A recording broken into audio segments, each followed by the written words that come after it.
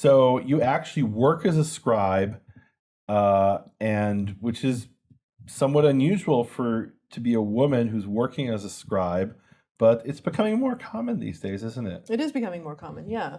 Yeah. I mean, we do have records of there being historical sophrot, so female scribes that did ritual items like Torah scrolls and tefillin. I didn't know and about that. mezuzot. Tell me that. What I did know about is there were female scribes who wrote regular manuscripts. Like there's a famous one from, I believe she's from France or something, called Paula HaSoferet, Paula the Scribe. Oh, right, yeah. I did a course at Oxford, and they brought out this manuscript, and it was like a commentary on the Talmud, like some really obscure text. Like I've seen that really intense writing. Well, it's I mean, very it's a text that the consistent. average male Jew would not understand. No, because it's a very complicated subject matter. Yeah. And there's no way you can write something, copy something like that unless you understand it. And her father was a scribe, and he trained her. That's and she how, wrote it. yeah, that's how a lot of historical sofrot became sofrot. I mean, and Sofrim, right? Their father. Well, trained yes, them, exactly. Right? Well, I mean, one good example is in Yemen. There was a whole family of scribes, the Benayahu family. Okay, I know them. And right. I mean, I know the manuscripts written by the Benayahu Right, family. exactly. So I mean, and it was a family, and they'd been scribes for multiple generations. And there was a daughter named Miriam, and she was also taught to be a Soferet, just like her brothers were taught to be Sofrim. You know, Okay. and Wow.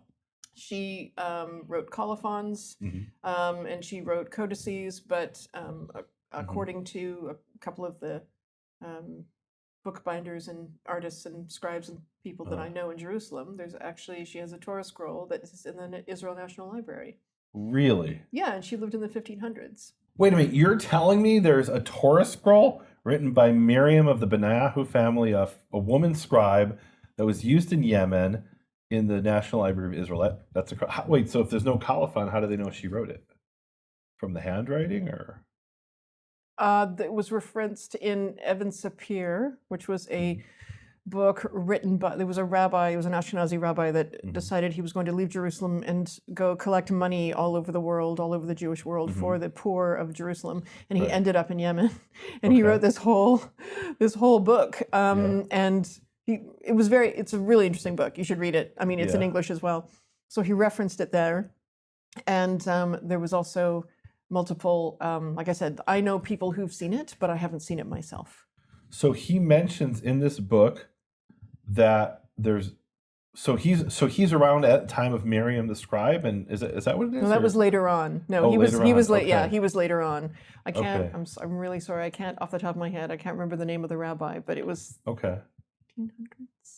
Okay. Well, and this is very common that there were these emissaries that would go out from Jerusalem, and they would collect money on behalf of the Jews of Israel. I think that's really brave. And also at the time, you'd literally be walking or traveling around with loads of cash on you. Like, how is that safe? Well, I mean, when you consider traveling without the cash wasn't safe. No, I mean, traveling wasn't safe. Traveling was so unsafe that there's a traditional Jewish prayer, Tfilat HaDerech, the prayer of the traveling. And I remember when I was a kid, I was raised Orthodox, and we would recite this when we would drive down to the Indiana Dunes. And my father would say, okay, we've got to recite Tfilat HaDerech, the prayer for traveling. And I'm like, what, armed robbers and bandits? And what is this about? What do we need to do this? But you know what? There's a lot of places in the world today that aren't that safe to travel. And boy, back then, any kind of travel was you were taking your life in your hands. You really were. So, you might not come home again. So this guy, he comes from Jerusalem, and he arrives in Yemen, and he finds out there's a Torah scroll written by Miriam the scribe.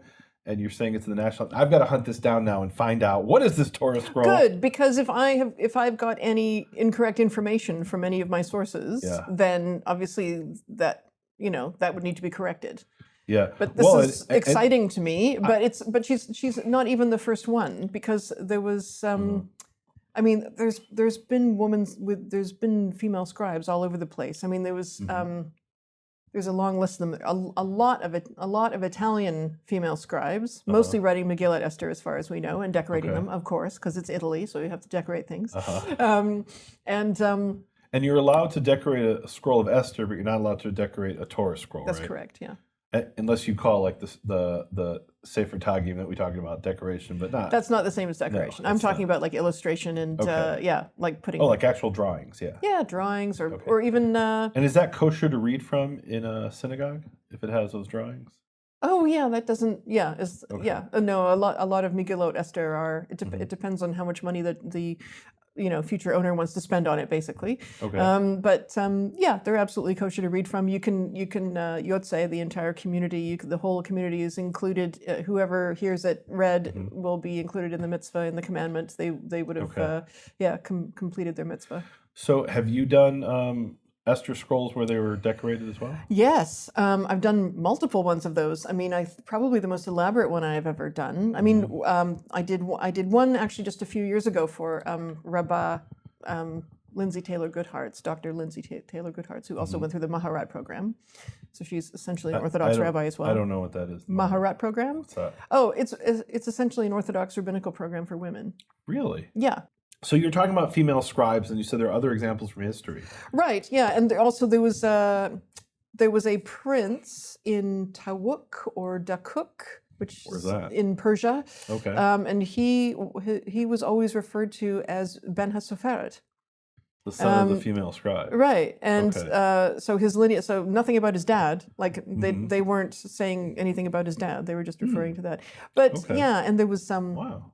Rebbitzin Dulcie of Worms, who was the wife of the Rokeach of Rav Eliezer of Worms, during the early 13th century Crusader times, because unfortunately she and two of her daughters were murdered by Crusaders. Okay.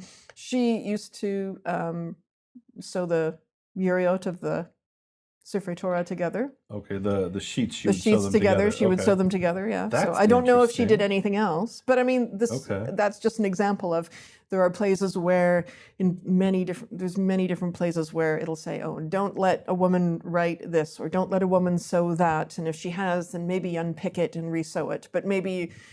And then another opinion will say maybe not. It'll say something else. I mean, I'm being very like. So this is really interesting. She sewed together the sheets of the Torah scroll.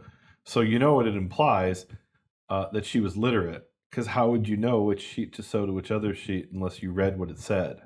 I suppose, in theory, I suppose her husband could have said, oh, can you sew this one to that one? You could make that argument. Yeah, it's possible, but... But when you consider what a big rabbi he was and the fact that his rulings and his influenced basically all of Ashkenazi Jewry, even to today, he's a very important rabbi. So I mean, his wife was doing that. He's one of the key figures of really medieval mysticism. He wrote a series of books. One of the more famous ones is, what is it called? Sodei Razaya. And that's actually a collection of a bunch of works. Basically the secrets of the mysteries or something like that. Is the translation. Yeah, so he is one of the key authors of medieval mysticism and all kinds of other works. And that's interesting. I didn't know. So his wife sewed Torah scrolls together, the pieces of the scroll. One of the things about the Torah scrolls, there aren't catchwords. So in a colophon, in a codex, you'll have a quire, which is basically like a little notebook. Right, yeah. And there'll be the first word of the next quire. Yes. So all you have to be able to do is read that word and not all of the context to figure out what goes with what. Mm-hmm. Whereas in Torah scrolls, with the exception of the Bologna scroll, we don't have catchwords. Yeah. And so if you want to know which goes to which, you'll have to read this verse. All right. Oh yeah, this lines up here. Right. Yeah. And you've got your tikkun, obviously, to show you what goes with what. So you think she could have been checking a tikkun? I suppose it's possible. It's possible. Or other Torah scrolls? That was pre-printing press, obviously. So it's more likely back then that people were copying from other Torah scrolls. No, but they had tikkuns. We have a tikkun from. But they would have had to have been handwritten.